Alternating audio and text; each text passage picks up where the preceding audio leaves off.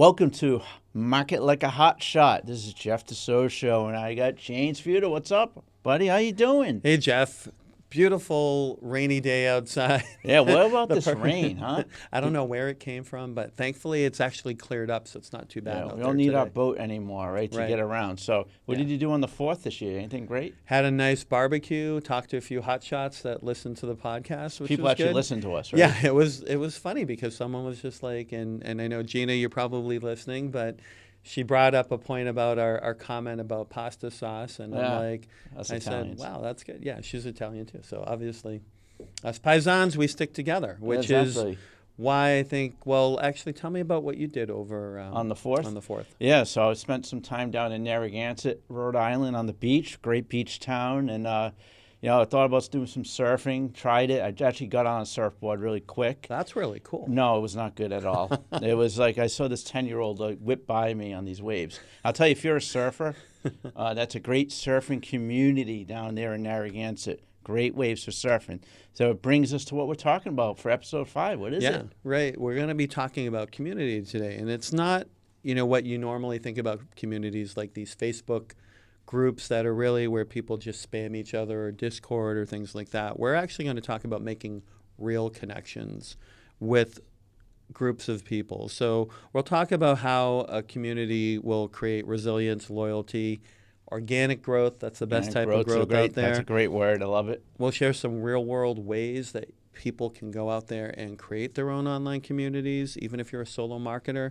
And then we're going to talk a little bit about the differences between an audience, customers, and then true believers and fans of your work. So Great stuff. It does. So, we always talk about why a community matters, right? right. We talked about this a little bit last week with one-to-one marketing. It's all about referral-based marketing, Yeah. the human interaction. So Absolutely. let's expand on that a little bit. Yeah, because like a loyal community is more than just people that buy your products. These are people that refer their friends, refer their family, and bring them into your community. So your community will naturally grow. And they give you feedback, just like we were talking about earlier. It makes your business more human. It does. It's interesting, not to divert, but I was in Rhode Island again last night, down at a great event. This is a shout out to the Southern Rhode Island young professionals. I was down at Whalers Brewing Company down in Wakefield, Rhode Island. Nice. And let me tell you, great community down there. You'll be surprised. You'll think you're in Southern Rhode Island by the beach. No big cities. Right. But there was practically 100 people there. And it was all about human connection and branding. There was a lot of marketers. Right. And just branding. The brands were amazing. Some Yeah. people were wearing their brands, which is that's how you build a brand and not a buyer list. Exactly. You have to, live your brands, live, and then people will connect to you. They'll relate to you, right? So that's why it matters. Right. What about algorithms, right? Well, there was a quote I read somewhere that algorithms fear communities because, when people just show up for you, there's no algorithm that can do that for you. Like, people are going to go and check out what you're doing. Yeah. I think naturally, you go on, whether you're going on a Spotify to listen to a podcast, a lot of times you have something in mind, or you watch a show and there's a podcast about that show, and you go search for that. And that's something that an algorithm isn't going to help you with. Do the algorithms help with other stuff? Yeah, but when you have a strong community like that that's out there promoting, talking about how, this guy, we're listening to his podcast, or we're listening to what he's sharing, you can't beat that. Yeah, no, exactly. That's definitely why it matters, right? So, Right. it's like having followers is not the same as a community. So with something we talked about last week was, there's a lot of influencers out there that have 10, 20,000 followers. Yeah. Maybe even a million followers. Maybe millions, yeah. Right? But how many of those followers do they know as people, community? Yeah, and it's like you do. I see that all the time. There are people that have tens of thousands of followers on a particular network, but they get no engagement because a lot of them they're not interactive, which is what a community is. Your community is interactive. So there are people that have smaller amounts of followers. I came across an account the other day. They had maybe 500 followers on the account, but every post they posted had 20 to 30 comments or That's likes on awesome. there. That's really Yeah, good. and I mean, like, that's golden. It's like niche marketing at its best. So, And what do followers lead to? Leads to money, right. customers. That's what it's all about. It's all at the end of the day. I don't care what anyone says. You can be like Mr. Instagram, Mr. TikTok, or Mrs. Instagram, and it comes down to your revenue, your company. So you want to Right. build that community to do that, right? Yeah. So And spotlighting your people. What's some of the ways to spotlight the people that you know, and this is how you kind of build that rep and community. highlighting a member of your community, whether it's a client, somebody that works for you, those are always good. We see a lot of accounts out there that do that. Even creating like a shared language with like inside jokes and rituals, and then people want to be part of that. Like you and I have a bunch of inside jokes between the two of us. Yeah, definitely. Yeah, and it's like, we could drive people crazy with those things. But it's like, we'll dedicate a podcast just for that. yeah, just for our inside jokes. I'm just kidding about that. We don't want to bore you out there. No, but it's true though. Like when you're in a conversation, think of it small scale, right? You're in a group of people and somebody shares an inside joke and you feel a little bit left out and you're like, oh, I want to know more about it. And then when they bring you in, then that's really what community is at a small scale. Yeah, that's something we're going to talk about in the future. I call it incidental marketing. Yeah. You indirectly market a product or service through a story, right? Right. So, and also, not to kind of shift a little bit, but making people feel like they're part of a mission too. Right. And not just watching it. Expand on that. That's a good topic. Well, it's interesting. In the movie The Internship, there's a line where one of the employees at Google, so it's about two people that get internships at Google, and one of the employees of Google says, "This is how Google went from a search engine to a engine for change." Yep.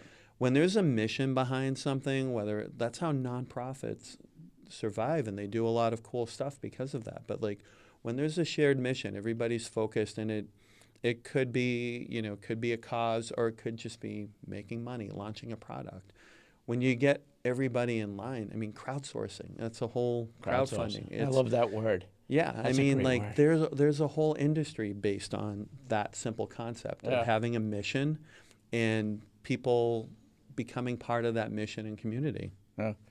So, all right, let's talk about platforms. Where to build that community. There's, of course, you know what I love? Professional networking. Right. But there are others. Let's talk about some other ideas.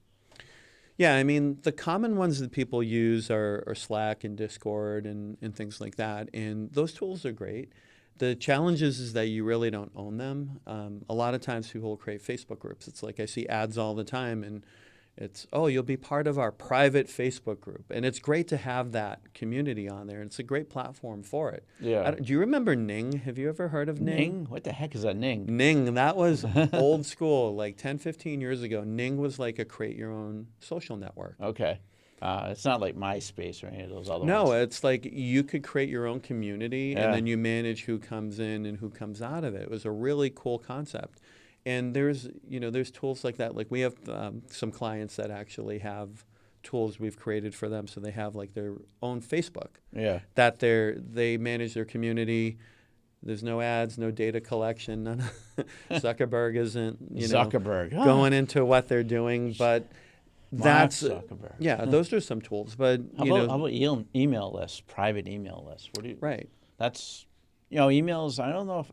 Again, we're talking about community. Emails are a little bit impersonal, but they are. Do you think they're viable in building a community? They are. I mean, the problem is a lot of times when people think of email lists, they think of what? You think of MailChimp, you think of Constant Contact, and those are really just one-way communication. It's from the author out to the community and those are good. They're not a bad tool to use, but I think something that's a lot more effective, you don't see a whole lot of these out there anymore, are listservs, like where everybody has the ability to send email to the list. Okay. Now, there's some downsides to it, the spam, all that other stuff, but when you have a true community and people have a way to communicate with each other, that's a phenomenal way to do it. people will use forum tools like Reddit or other forums as well. So there's a ton of tools out there that people Like use. Reddit, I was talking to some colleagues about Reddit the other day. That's hanging on. Reddit's been around for a while, Yeah. right? And it's a good community. There's some interesting threads on there, but what's another platform you think that would survive like the survival of the fittest when it comes to community boards? Well, there's I'm going to go offline and say that in-person events and in-person communities, we always talk about marketing and people always think of the digital world, but Yeah. there's nothing better than having an in-person group that you meet regularly with. Yeah, shaking their hands.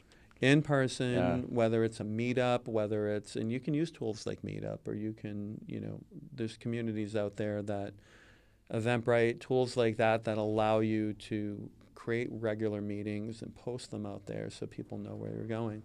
But there's nothing better still than in person, and that survived the technology. It survived the pandemic. Yeah.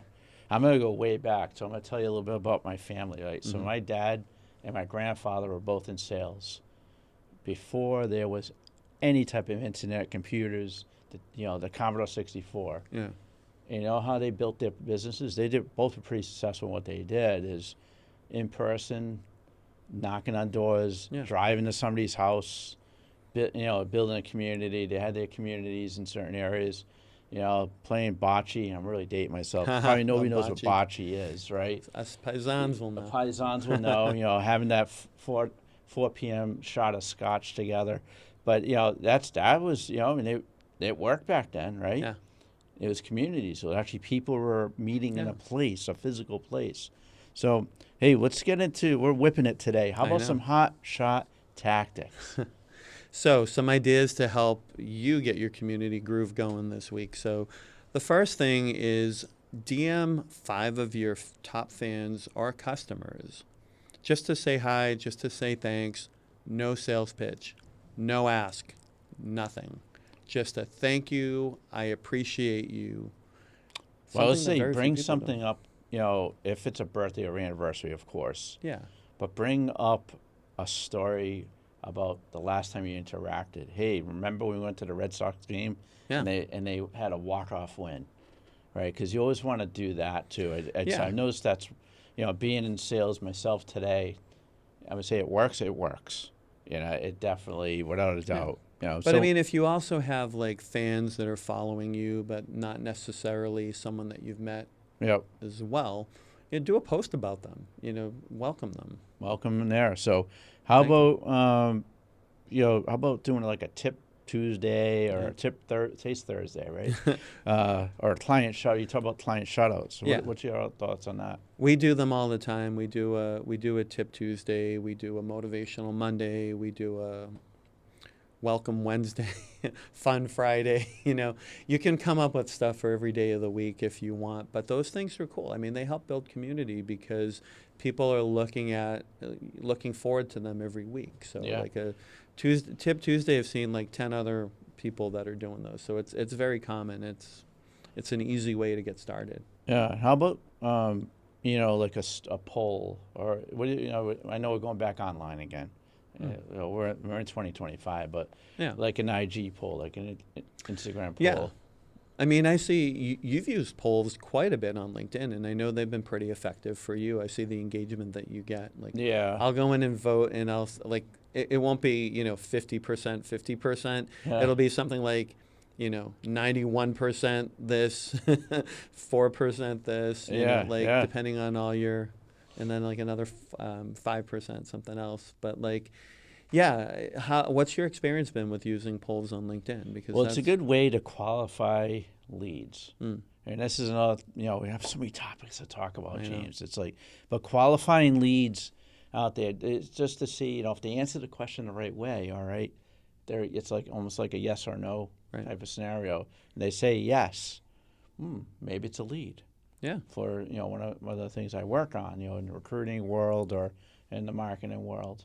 And, it's also to get engagement, to start a conversation Right. and build a community with like-minded people that answered that poll the correct way, right? Right. like when they can add a comment to the poll too, because then people are looking at it and it's like, it could be something like, what's your favorite genre of music? We always talk about music. So like, what's your favorite genre? And it's like, oh my goodness, all these people like this particular thing, or they like this particular artist. That's how you build community, is connections and things that people have in common. And polls are a great way for people to see what they have in common. So it works in a multitude of levels. What do you think about like co-creation with clients and other people? What's your thoughts on something like that? Co-creation, expand on that one.